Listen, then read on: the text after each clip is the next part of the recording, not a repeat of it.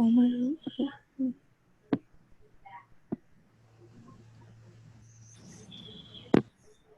Okay, you are now the host. All right, let me see if this goes. There we are, wonderful, wonderful, wonderful. And I want to see if I can, there we go. Hello, everyone. Nice to see you all here. I'm Wendy Trush, and I'm going to try and run this show. We'll see how that goes. My first time doing a Zoom class, and my first time teaching at Keller Williams. So be nice, participate, because I think one of the things I will miss greatly about not being in front of you is that participation. So put something up in the comments, the chat, if you will, or just bust in whenever you want, and I'm good with that. I am perfectly cool with that. So hello, everyone. So we're going to get started. And I named this class Compliance, Where's the Fun in That? Because I myself am a rebel, and compliance is not one of those words I would ever put with myself and my name, but it is what I do, strangely enough. And sometimes people call the notes that they get from us. And when I say from us, you might hear from Nancy Colvin in your files. You might hear from me, Wendy Trush, or you may even hear from Lisa or Jim Gardner sometimes in the files.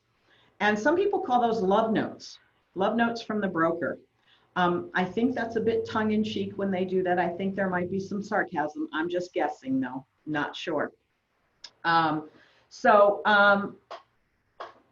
I just wanted to go over sort of what it is we look for, because the idea that you have to do paperwork is never going away, and some people love it.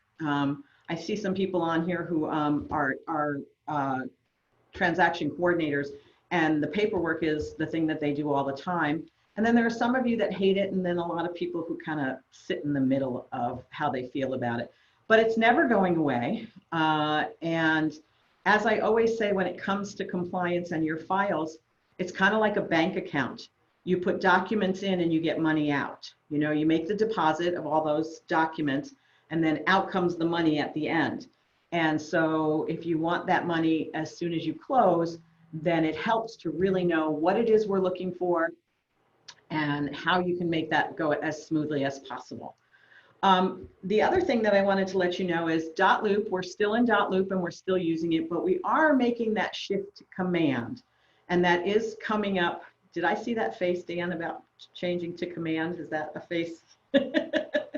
So we're making that shift, and that shift is going to start on August 1st, and then we're going to go through about 90 days of getting you all on board with it.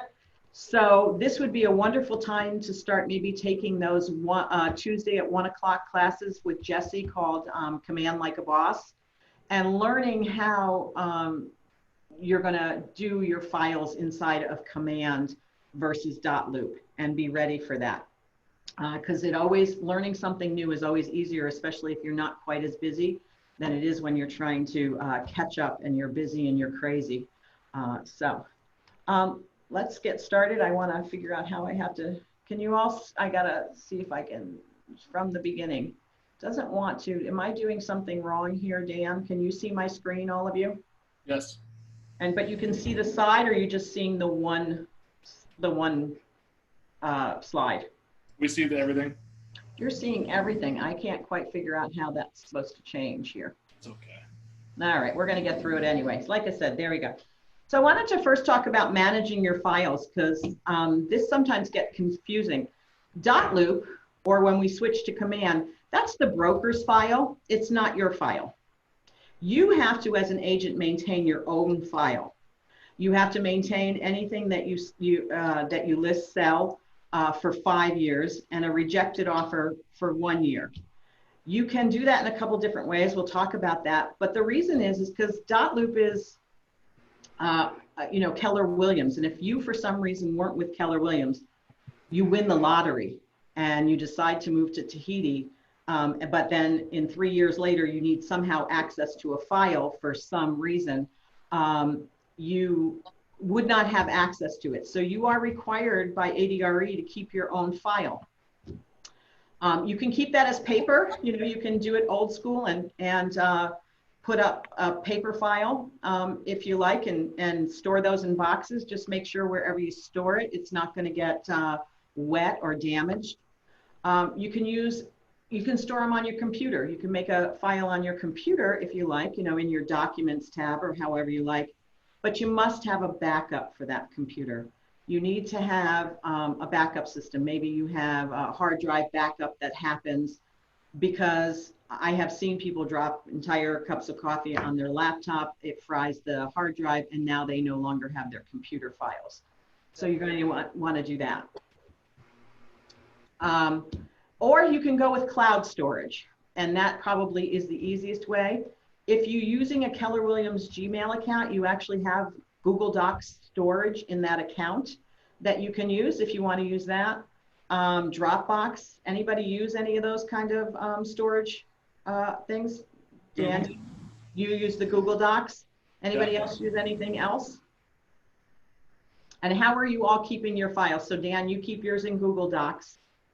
Amber, how are you keeping your files these days? I'm calling you out, getting you involved. I keep them on an external. On an external hard drive. Good, good. Hi, Robin. So mine are on my desktop, and I'm learning I probably need to do something about this. Yeah, this is one of those housekeeping things. Yeah, they're on your desktop, they're vulnerable. So they need to move somewhere else where they're less vulnerable. So an external hard drive, cloud storage, or printing them if that's your thing. So just to know that that's what you have to do to stay compliant, is have your own file. So getting organized for files and storing them electronically, I just wanted to sort of give you some hints. What is easiest to do is to create a buyer's folder on your in your storage, electronic storage on your computer, a seller's folder, and then have subfolders within each category, and label those with the address along with the client's name, because there will be times when you will work with a client and they will make offers on multiple properties, and you're going to need to know which file it is you're trying to access. And which paperwork you're trying to get to. So using that address always, and then maybe their name. So it's 123 Main Street _ Trush.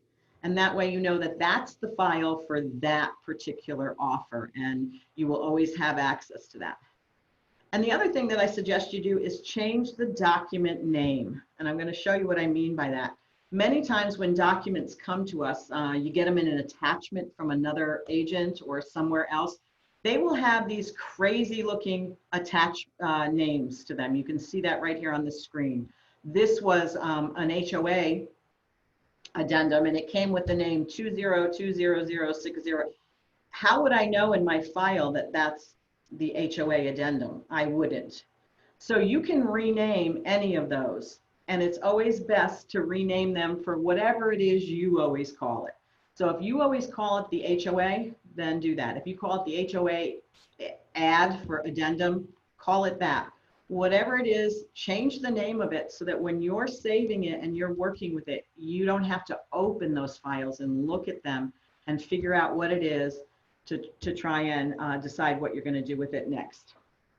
I show you here at the bottom how I rename files. And in this case, I rename this one as the HOA. And then I use the initials FE. And for me, that meant fully executed. Or you can use FS for fully signed. You can put the word done for done. But this makes the difference between a document that you've sent over for signatures and that it's come back for signatures. You may end up with both of those in your computer at any given time. How do you tell the difference? And many times when I'm in dotloop and I'm looking at files, I find the unsigned version. I will find the Binzer that is signed by the buyer but not signed by the seller. And that probably is because there's some confusion in the file that you're keeping as to which one is the fully done, whatever. So whatever you want to put, I heard from an agent yesterday and he puts SIGS for SIGS. So it has all the signatures that it needs. That's how he keeps that separate and lets it know. But it's a way to label them, which then in turn simplifies. Does anybody change those names already? So Dan, you do? I Yeah. changed it. You changed those? But my practice is if I get something signed, I have the original file and then I just drag it to that file. So because it's going to update every time I move it. Okay. So but I don't know if that's right or wrong, or do I need to keep everything like that? No, what you have to just have is a process, because if you don't have any kind of process, it gets all crazy and willy-nilly and you don't know where. So as long as you have a process for overlaying that one and replacing it and knowing what it is. I watched an agent once, she had about 5 transactions going on and they were all happened to be with the same escrow officer. And so she was looking for the title commitment and she had them all in her email.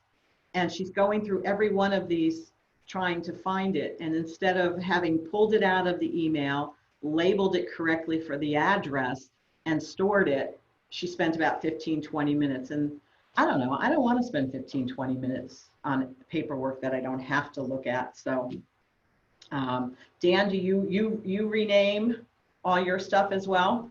Yeah, I use a file naming system that Jody kind of taught us, which was in the front of my documents. It lets me know I use an X underscore for fully executed, an XS if it's just been signed by the seller, XB if it's just been signed by the buyer. Okay. That So way, whatever code works. Yeah. Yeah. Okay, that's great. And is that something you teach when you are talking with new agents, or? we discussed having some kind of system where they can identify themselves. Okay, great. So that makes life easy, because now we're going to step off into what you have to have in .loop and what command, although command will look slightly different. So this slide is totally self-serving. Thank you very much. This is about when I open up a .loop file and I'm trying to look at it and figure out whether everything's in there. If you could do me and Nancy the favor of keeping your buyers and sellers disclosures together in the file, rather than here's one and then there's another one, there's 5 other documents and there's another one and then there's 5 other documents. That way I can easily see if you have all the disclosures you need. Keeping the purchase contract, counter offers and addendums all kind of together. Do you all move the order in .loop?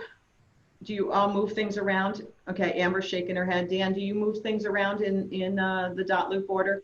So you can just click and drag those. And always include the MLS agent detail, whether it's a listing or a buyer.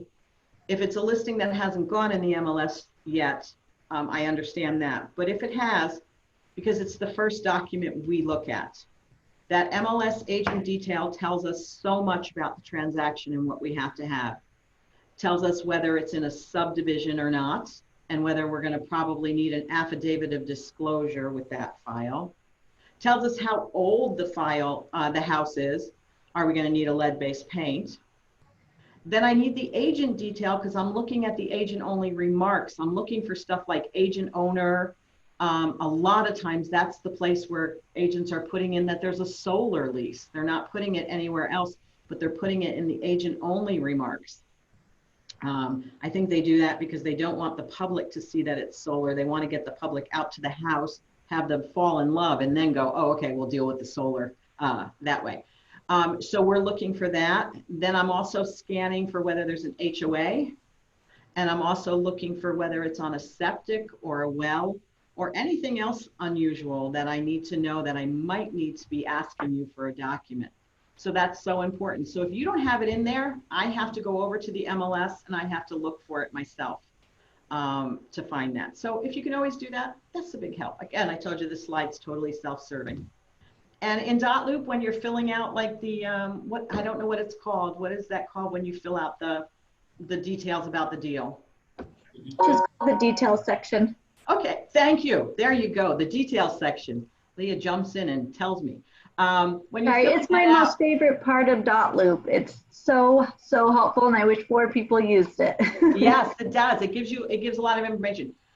Many times people don't even have the price and the closing date in there. And those are 2 things that I end up putting in because I need to know what the price is so that when I check the final settlement statement, I know, let's say you go under contract at $100,000 and you put 100,000 in that header, but when I get the final settlement statement, it says 105. I'm like, where did the extra 5,000 come from? So I'm going to go looking for a counter offer or an addendum at that point. And so I'm going to have to find that. So if you're putting that price in there and that closing date, make sure that they reflect what's going on with it. The closing date is great because I can sort files by when they're closing and try and get you your review before that last day, if I can do that. So those are just helpful for me. So I would give you extra love if you were always really good about putting those in there. So let's talk about the different stuff that's required. And again, please just jump in. I loved it when you did that, Leah. So just jump in. This is when you're listing a house. And this is the absolute minimum requirement for listing a house. What has to be in the file. You have to have the affiliated business, the ABA. That's federal law. We have to tell them who we're affiliated with. We have to have agency. We have to have them sign off and say they understand what the agency relationship with, and that's state law that we have to talk to them about that. And wire fraud. We want to talk to them about that. Hey, Tricia, what are we seeing from wire fraud these days in the escrow? Is that still happening? Oh, it sure is. Anytime that anybody thinks we've turned our head to look at something else like a virus or other things, they jump in. So yes, and especially at the end of the month because it gets busy and they have a tendency to think that we won't be watching, you won't be watching. So yep, it's still out there. Got to be careful. Okay. So, and really just having that discussion with your sellers in the beginning, because I would say the largest percentage of fraud happens to buyers' funds, but it can still happen to sellers as well, and it still has. So we want to like just put them on alert. This is happening. It's part of our life every day. The average home seller and home buyer, it's not part of their life. So we want to let them know that. Again, if you've put it in the MLS and you have the agent detail report, we're going to want to see that in there. The MLS profile sheet, that's the document you filled out with that, what is it, 4 pages now, where it's all the information about the house. We need to see that in there. We need to see that your client signed off on that. Also need to see the CRS. That's the courthouse retrieval system. That's what that stands for. That's that tax info you can get in the MLS. We're looking at that because it has happened that the legal owner of the house that we see on CRS is not the person who signs the listing agreement. And we want to catch that as early as possible before you get down the path, because it's no fun getting to escrow and realizing you don't have the right person on all of that. I have a quick question about that. Sure. So this is Jill, if you can't see her here. I see you. So I have a listing that an agent just got a couple days ago, and the seller or the owner of the home had passed away. And his name is still on the CRS and the assessor site, but they have already switched it over to the estate or the sons who are taking it over. Mm-hmm. So how do you do that? They didn't realize that it had already switched over, but they had gotten something from Catalina Title, the pre-listing book that already has them in there. So how do you? So when I was doing the listing paperwork, I had the father's name, and the agent called and said, nope, that's not, where did you get that? And I said, the CRS. And so she was like, okay, it hasn't been switched over yet.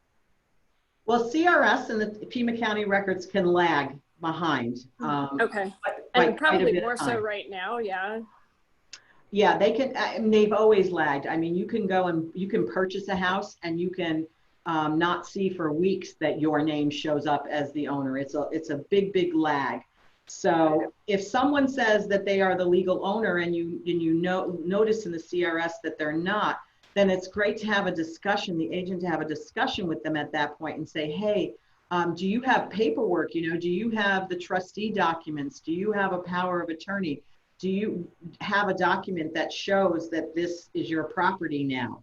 And they normally will, especially if they've inherited. There's some documentation somewhere that will Okay. show that. Yeah. Okay, perfect. Okay. Thank you. Yeah, perfect question. Great question. The listing agreement, of course, we need that if you've listed the property. That is a must-have. So we need that. So those are the requireds. And now we're going to get into the things that are only if they apply to your listing. And this is where it gets confusing, but we'll talk them through. And so if there's any addenda, although we don't see a ton of addenda with listings, if there is, you're going to want to do that. Affidavit of disclosure, if it's outside the city limits and not in a subdivision, if it's unsubdivided and outside the city limits, you're going to need an affidavit of disclosure. And the seller's names have to be notarized. So you're going to want to do that right away. That was something that I would take right to a listing appointment with me and get them to do that when they're doing their spuds and they're getting you their insurance claim history. Get them to do the affidavit of disclosure so you're not scrambling for it at the end. And we just had one. I just had one a week or so ago where there was some concern about what was on the affidavit of disclosure, and it didn't show up until closing. And that's where they finally got to see it first, though. Any disclosures, the exempt delay coming soon, if that applies to an HOA addendum, if it applies to your transaction. HOA addendums, if they do, they're really nice to put them in the MLS and have them there under the documents tab so that when a buyer's agent is making an offer, they can pull it right off the buyer's, that document tab in the MLS and send it over with their offer. Lead-based paint. So let's talk about lead-based paint right here, and then I'll remind you again. So on lead-based paint in section 3, it says anybody getting compensation from this deal has to sign an initial on the lead-based paint. So if you are on a team and your team leader is Dan, let's just say Dan's your team leader, but Amber is the agent. Both Dan and Amber have to initial and sign on that lead-based paint. If when the buyer buys it, he has 2 agents, now I need both of there. So it's whoever is on the purchase contract, whatever names Nancy and I see on the purchase contract need to be on the lead-based paint as well. And again, that's federal law, that lead-based paint. And so we want to make sure that's correct. If I remember last, it was somewhere around a $10,000 or $11,000 fine to not have lead-based paint done correctly. Hopefully they don't come around looking for those too often. So again, you can see the POA, the trustee, the personal rep. If you have something like that in your file, get that stuff right at the listing and you can put it right into your file because we're probably going to ask for it.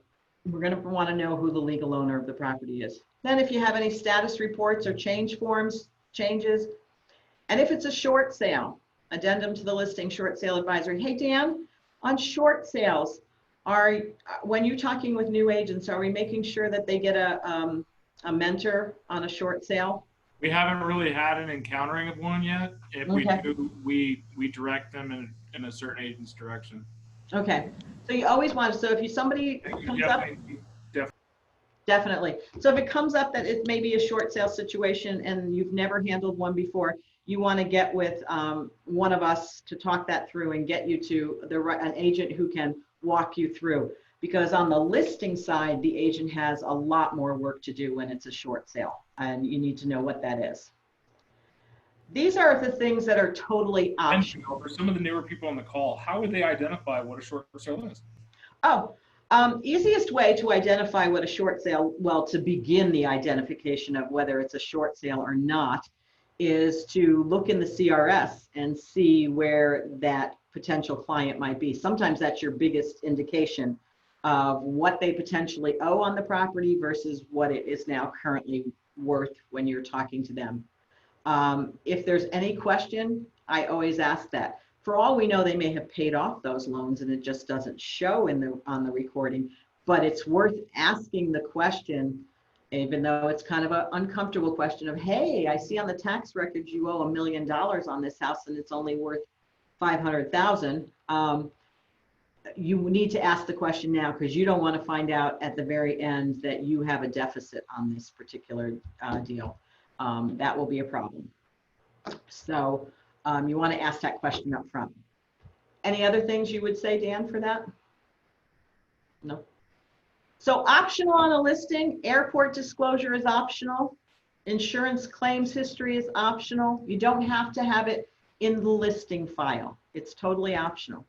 Listing transfer form, market conditions advisory, property verification, the SPUDs, because remember now they're signed by the seller. They're not signed by a buyer. This is in your listing file. The well SPUDs and a residential income SPUDs, they don't have to be there in the listing side of it, and I'm not looking for them. So just know that you don't have to have those there. If you don't have this list of stuff, please just email me at wtrush@kw.com and I will send you this so you can easily see it in a different format there and know what we're looking for. Any of that? Any questions around any of that? All right. By the way, residential income SPUDs, if it's 2 or more units, we're going to want to see that in the deal at some point. So you're going to have to talk to your seller. If they've had it rented, we're going to want to see that at that point.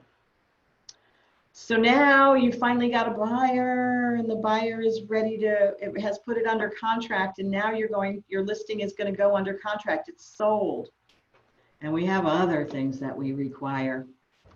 Again, that MLS agent detail, always helpful for us. It's what we need to review it all over again, and it saves us having to go into another part of the file. So if you pop that in there and you put the purchase contract right underneath it, we can look at that. The pre-qual or the proof of funds. Pre-qual has to be signed by the buyer. Actually, it says it right there on the pre-qual that it should be signed by the buyer. That's the buyer giving their agent permission to present it, and it needs to be signed. Wendy, I have a quick question for you. Sure. At this point, now do you have 2 MLS agent detail reports, or are you wanting the active one just to be replaced? Actually, what happens now is like there's 2 different folders in the file, right? So you've got that listing folder, and now you're going to create, you know, an under contract folder or whatever you personally call it. I would love to see that MLS agent detail again in there. I don't care if it's the active contingent one, the pending one. I'm not really concerned about that so much, but it's just, I need it as a reference to review the file. So it's really nice to have it right there in the sale file. Okay, so you don't necessarily need to see an active one, a pending one, and a closed one, correct? No, I believe what they're going to go to, and we've been talking about this, is that when it closes and it's your listing, we are going to start requiring the closed one in there. Okay. Yeah. Thank So you. if you're putting proof of funds in there, what we'd really like to see is just a banker's letter. That would be the first thing. You know, one of the letter that just says, you know, yeah, Bob and Mary have scads of money in our bank, and it's signed by the banker. If you put in anything else and it's got account numbers on them, they need to be redacted. We need to get out the Sharpie and make them go away. We don't want those account numbers inside our files. So please redact those if you get those. It is not enough to send me a screenshot of their bank account from their phone. Because what happens is there's no name, there's no nothing that leaks that to anybody. And we get those often, you know, the client will go, here, let me just send you a screenshot of my bank account from my phone. And there's nothing that ties it back to anybody on the phone. Don't want account numbers, but could use a name that ties it back. Earnest money receipt, those are so important. Sooner the better. Actually, the ADRE rules are like we should have that within 5 days of it going under contract. ADRE is very concerned that we know where the money is all the time. And that's one of their big concerns. So you'll sometimes see when you have a contract and somebody missed line 18 and they didn't check the box about where that earnest money is going to be, whether it's going to be in a trust account or an escrow, I will write you a comment telling you line 18 is incomplete. Please upload the earnest money as soon as possible. This is so we can always prove that where the earnest money went, because we missed that box on the contract. When the listing goes under contract, you're going to want a signed seller and buyer SPUDs in there. Have to have it, unless the client in the purchase contract or in some addendum or counter offer waive the SPDS. We prefer that clients don't waive it, but we understand that it happens sometimes. But we are going to want to see that, or we're going to want to see something in writing where everybody signed off on waiving it. Going to want the BINSR. This is an interesting piece to remember. This happened about a week and a half ago. A BINSR came in and it was signed by the buyer. The buyer asked for a bunch of stuff, and then the rest of it was blank. And so I had to talk with the agent because I'm like, this is not complete. I need seller response and then the buyer response. And they said, well, the seller didn't respond. And is that okay that the seller doesn't respond? Yep. Sure. It means they're not doing anything. But it's always good if you have a situation like that that's out of the ordinary, that you drop us a note with the BINSR. You know, stick a note in there when you load it up that says the seller never responded to the BINSR. And that way we won't return it to you. I don't mean to backtrack. When we talked the SPDS, you said if a client decides they don't want it, so a buyer says they don't want the SPDS. No, a seller doesn't want to provide one. Doesn't want to provide one. In that event, would you recommend having your buyer sign off on a blank SPDS showing the information that they're not receiving? If it is our buyer, and when we get to the sale files, if it's our buyer, we can require that. Yeah. This is when it's our seller who's not providing it, which I would hope we really are pushing our sellers to provide them, because. And if we are pushing the sellers to provide them, I'm sorry, I missed what you're wanting if the seller is not wanting to provide. If he's not wanting to provide an SPDS, that has to be agreed to somewhere in a contract, in the contract counter offer or an addendum that the buyer agreed to not get that. So we often see that in the additional terms.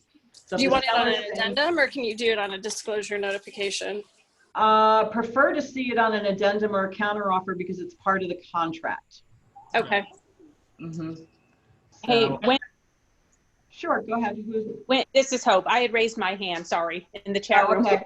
If you can, as long as we're pressing rewind, I had a question on verification of funds. I received a screenshot indicating the amount, and it had the name of the investment company. Would that be sufficient because it had the name of the investor on the screenshot? As long as we can tie it back to somebody, then I'm comfortable with it, yes. But oftentimes they don't, so that would be always worth checking, because oftentimes the ones that I'm seeing in the file have nothing. They could be anybody's bank account. But if the screenshot does have some identifying information that ties the name of that person to that contract, yes, that would be fine. Thank you. Not preferred, but fine. So. Appreciate it. All right, any other questions on anything I covered? But really, back it up if you all of a sudden think of something. I'm perfectly fine with that. Again, BINSR, if there's the thing to remember for us when we're looking at your file is it becomes a very one-dimensional file for us. It's very flat. We don't know the backstory. We don't know what's happening between your clients. We don't know any of that. And so if there's something unusual happening, let us know. Give us a note that tells us what's unusual and happening. And it's so helpful to us because you know all the backstory, side stories, all the things that are going on, and we know none of that. And you need to have a DA in the file. Those things are required when it goes under contract. At some point, there's got to be a DA, the disbursement authorization. You can see I put, that's the dollar signs. That tells us how much you're getting paid, and that needs to be in there. And that is something that gets created by the staff here, but they only create it when you go in and do a green sheet. So that's the process that has to happen for them. Okay, you create the green sheet, that kicks off a process for them to be able to create your DA. So the sooner you do that, the better, especially you want to look at it and make sure it's correct and there weren't any errors in it, because it's no fun trying to correct that stuff at the closing table. Wendy, what's the best way to drop a note on a file if we, say we don't get the spuds or something like that? I know admin, such as yourself and, compliance, they can put a note in .loop on a file or a document even specifically, but how do we as the agent or TC put a note on the file to say there are no spuds or, whatever? You can do it in the same thing up in the notes. You can go into that part. There's a notes. It looks like a little note tab, and you can go right messages?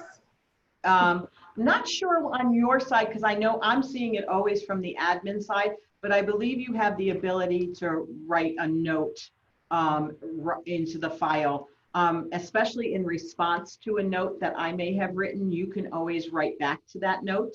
Sure.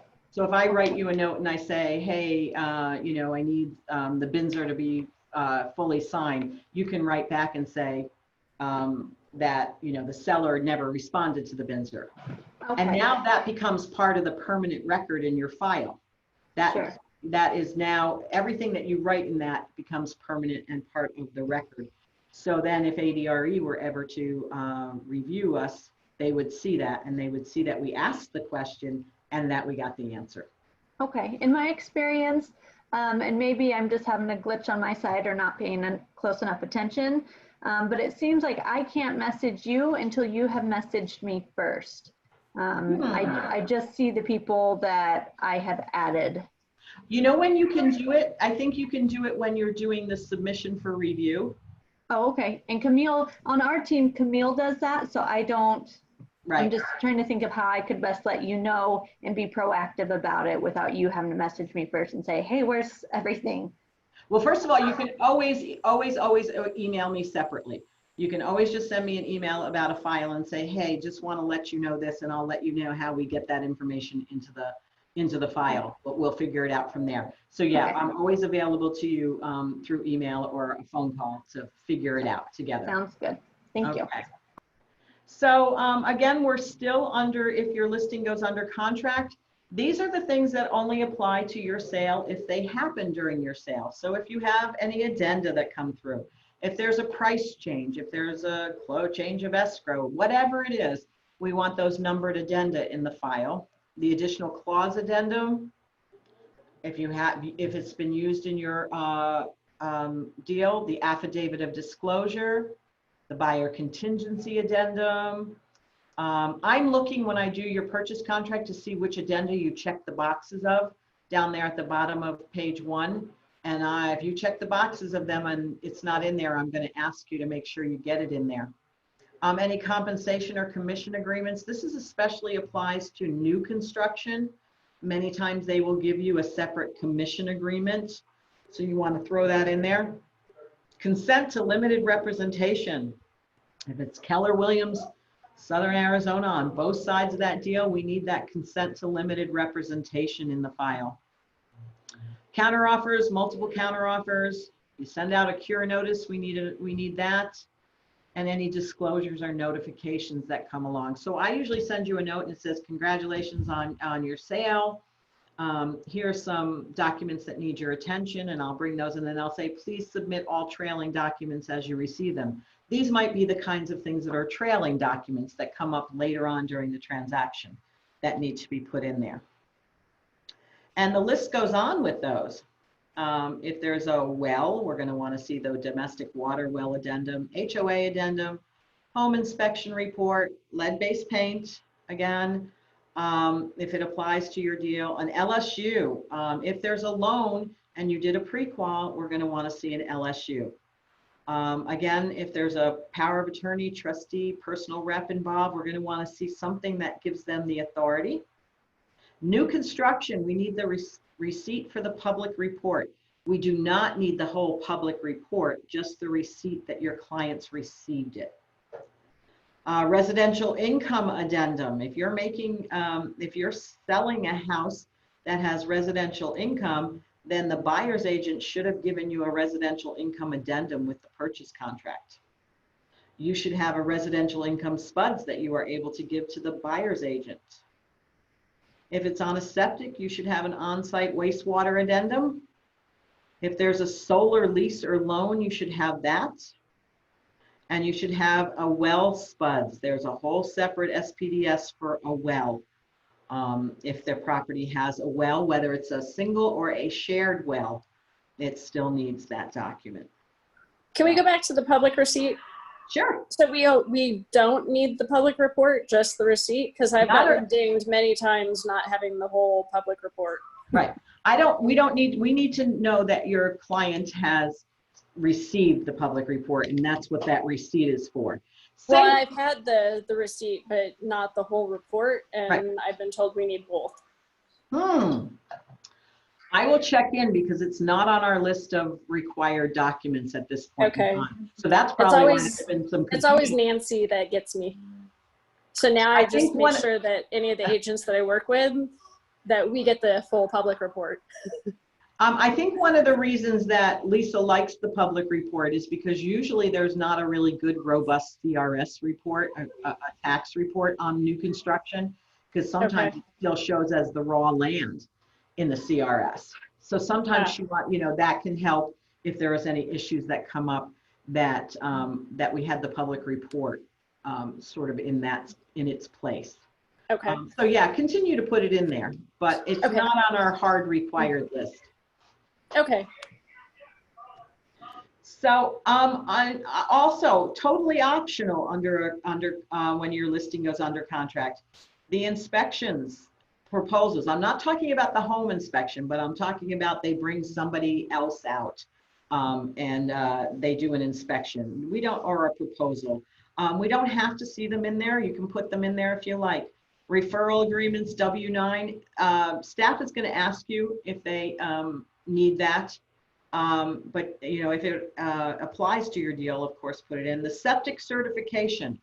We need the on-site wastewater addendum. We do not at Keller Williams require you to put the certification that you get from the septic guy, for lack of a better word, that says it's a certified system. So it's optional. Termite inspection report and the title commitment prelim. Those are optional on if your listing goes under contract. Can you put them in there? Absolutely. I'm just telling you that that's how we look at it from our perspective. Any questions on, well, we're going to get to closing. Let's do that one first. So your listing closes or it cancels, one or the other. So let's go with the good scenario of it closing. We need the final settlement statement, and that's required for all closed. We need the MLS closed status, and you were asking me that before. We're going to start requiring that you put in that closed status. And one of the things we're checking for is that it got closed properly and that the buyer's agent got credit for the sale. Many times we see our own agents, when they are the buyer's agents, don't get credit in the MLS because the other agent accidentally puts themselves in to that spot. So we're checking for that. If it cancels, we're going to need whatever the instrument for cancellation was. Did it cancel on the BINSR? Then we need the BINSR. Did it cancel because the loan was denied? Then we're going to want to see the loan denial letter. Did it cancel? Whatever it was used to tell the other side we're canceling, we need that in the file. And after that, we need the letter that you got from escrow saying, hey, this canceled, we gave the money to so-and-so. And we need to see that in the file because that's that ADR requirement of we follow the money and we know where it went. And when you are on the listing side, the final walkthrough is optional. So that's something the buyer does and the buyer's agent has to have, but we don't require it from the listing agent side. Can it be in there? Sure, if they sent it over to you, but you don't have to get it from them. Does that make sense? I'm going to take that as a yes, it does. All right. So let's make a switch of gears, and we're going to, you're representing the buyer. And what do you have to have representing the buyer? You have to do in your buyer consult, that's what we call it, but meeting with the buyer and getting a chance to talk with them, you need some documents that you have to have. The first one is the affiliated business, have to have it, federal law. Agency, have to have it, state law. Buyer advisory, have to have it, signed. These are all just disclosures though, so your client is not signing anything away. They're not promising you any money or anything at this point. These are disclosures, and these should be signed prior to your first substantive meeting conversation with your client. These don't all get signed when you're signing the contract. You can't have been working with somebody for 2 months trying to find them a home, and then you only get this stuff signed when you sit down to write the contract. This stuff should all be signed and dated when you first start working with them. And you would want to talk to them if they're going to sign as a power of attorney, a trustee, or a personal representative. If that applies to their deal, get the paperwork now that shows that's what they are and who they are. And this is a big bone of, well, I shouldn't say, this has been a big question for lately that I've had from people, the buyer broker agreement. What we call the buyer broker, it's actually got a different name. That's optional. Unless you are on a team or in some other format where where your team leader says, no, you will always get a buyer broker. That's a business decision that you make. We don't look for it to be in the file. We don't require it. If there wasn't a buyer broker in the file and everything else was in there, you'd get paid. Is anybody surprised by that? Also quiet. See, that's why I like teaching in person better, because you'd all be talking to me now. All right, so let's go with, you have the buyer and what's required when you open your file.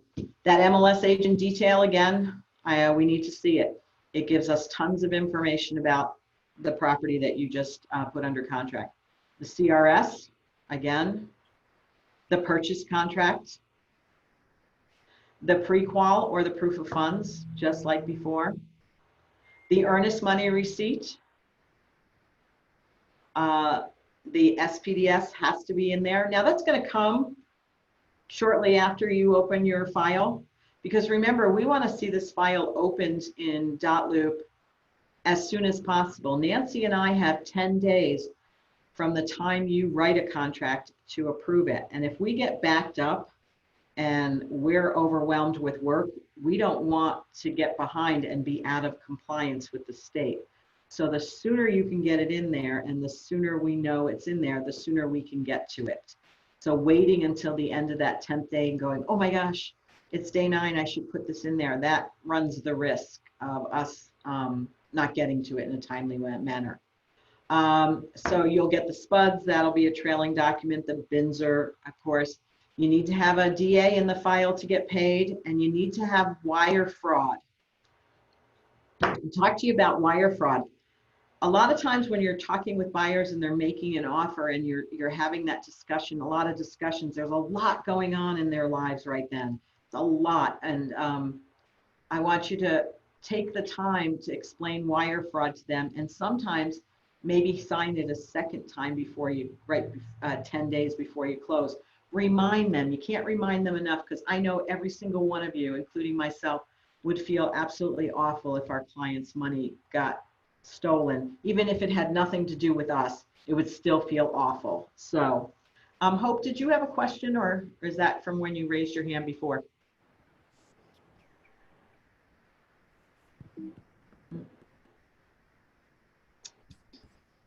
Sorry, I'm driving. That's okay. I was just wondering if you could send us your presentation to our email. So no, I wasn't raising my hand. Okay. Just wondering sure. Thank you, because I have a 2 o'clock appointment here, so thanks. Yep, I will make myself a note to send that to you. Great. And so that is required to be in the file before we can release. And these are all the things that apply, again, just like in the under contract, that may apply or may not, but we're going to want to see them if they apply to your deal. Any addendum, additional clause, affidavit of disclosure, buyer contingency, compensation agreements. This is important. Compensation agreement may come up if it's a for sale by owner. And you're going to want to make sure you have a compensation agreement with that for sale by owner that they're going to pay you a commission. And you probably want to get that done before you show the house to your buyers. Limited representation, that's if you're in a dual, counteroffers, multiple counteroffers. Again, that receipt for public report, residential income addendum, residential income spuds, all if they apply to your particular transaction. And there's more if they apply. And septic, well spuds, solar lease, loan addendum. By the way, I had a call today. I don't remember who it was with, so if it's somebody who's on the phone, but they had sold a piece of land, and it was their first time doing that, and they didn't know that there was a vacant land BINSR, and there is. So when you go down the path of doing a transaction that you've never done before, you might want to just check in with one of us to make sure that you know all the ins and outs of that transaction, because they closed without a vacant lot BINSR.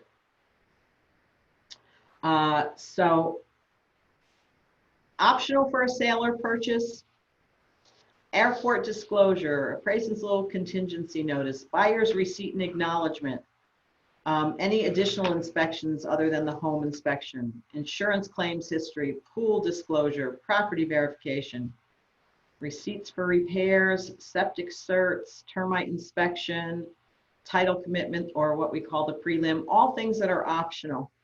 Nancy and I are not going to hold up a check if one of those things is not in the file. Okay. And I'm so glad that I'm probably going to have you out by 2. They wanted me to schedule this from 1 to 3, and I was like, I think this will take about an hour. And yay, I was right.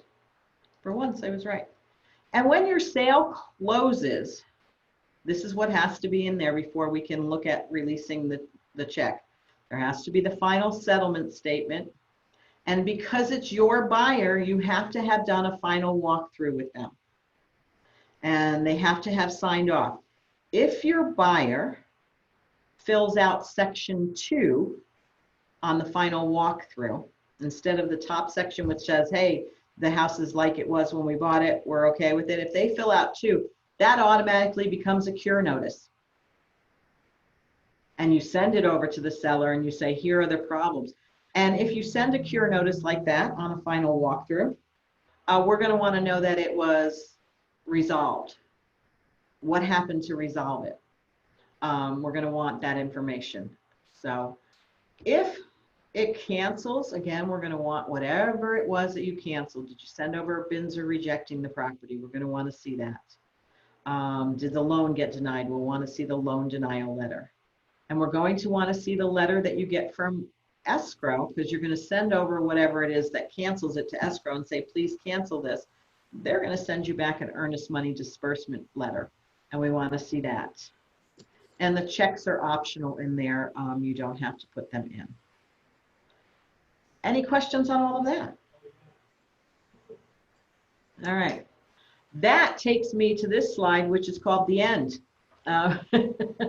So, and I'm glad that this took an hour, and I hope those of you who are on the call gained something from this on the meeting. Is there any questions that you have that can be related to this or closely related to this that I can take care of at this time? Hey, Wendy, can I ask you a question quick? Sure. On the buy side, the slide where you had inspections, is the home inspection still required or is that not required? The home inspection is required if on the if you do a BINSR and you had a home inspection. If on the BINSR they signed off and said they didn't do one, then I'm not going to require one. But if they did a home inspection, I'm going to want to see that. So if it applies to that particular deal. Now, the inspections that we're talking about that are optional are, let's just say you brought out a structural engineer and he looked at the house, or you brought out 3 different roof guys and they inspected and wrote proposals. Those are not required to be in the company's file. I would keep them for your file, but I wouldn't put them in the, you don't have to put them in the company's file. Thank you. All right, any other questions? No? All right, you guys had some awesome questions. I'm glad I was able to answer them. I hope this was helpful. I know we'll repeat it again at some point in time. If you want those lists of what's required and optional, I have those, and you can just email me at wtrush, and that's like trash with a U. And yeah, and you can email me at that at kw.com, and I will send over those lists of what's required, and you can have those as your reference moving forward, because it's exactly what I took all this information from. All right, anything else? All right, thank you. Thank you so much for your time. All right, have a great day, everybody. You too. Bye. Bye.